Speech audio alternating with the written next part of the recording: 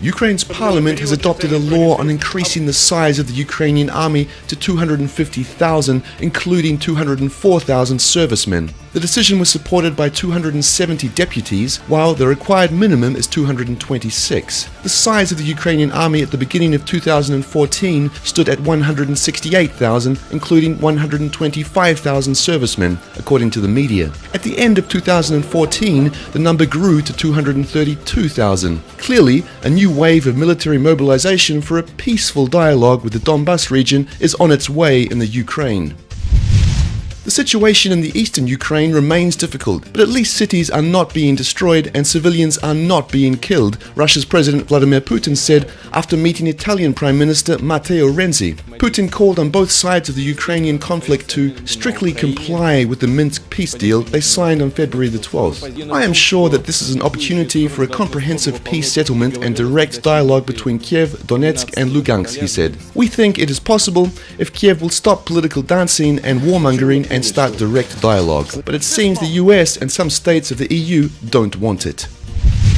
Weapon supplies to Kiev government will serve the best interests of Europe, head of Poland's National Security Council Stanislaw Kozieś said. The Polish official believes that weapon supplies will also help slow down the escalation of the conflict.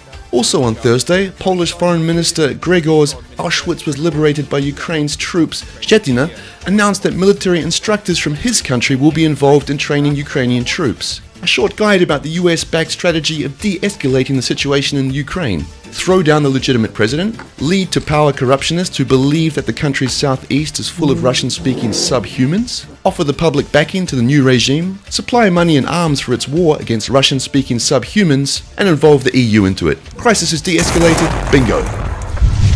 The United States has frozen assets of two Russian banks worth some $637 million, US media reported Thursday. Banks controlled by three billionaire friends of Russian President Vladimir Putin have seen about $640 million of assets frozen in the US over the situation in the Ukraine, the Wall Street Journal reported. Hit the hardest is Bank Russia, which had at least $572 million blocked in US accounts, according to records released to the Wall Street Journal by the Treasury Department. That is equivalent to roughly 10% of its 2013 assets at today's exchange rate, the article said. Also hit is SMP Bank, majority owned by Arkady and Boris Rotenberg. Their bank has had at least $65 million, equal to about 2% of 2013 assets, blocked from dozens of accounts in the US financial institutions, Treasury documents show. Both banks are on the list of Russian enterprises and financial institutions the US imposed economic sanctions on. The list also includes Russian state-controlled energy giant Gazprom, Gazprom Neft, Lukoil, Surgutneftgaz and Rosneft.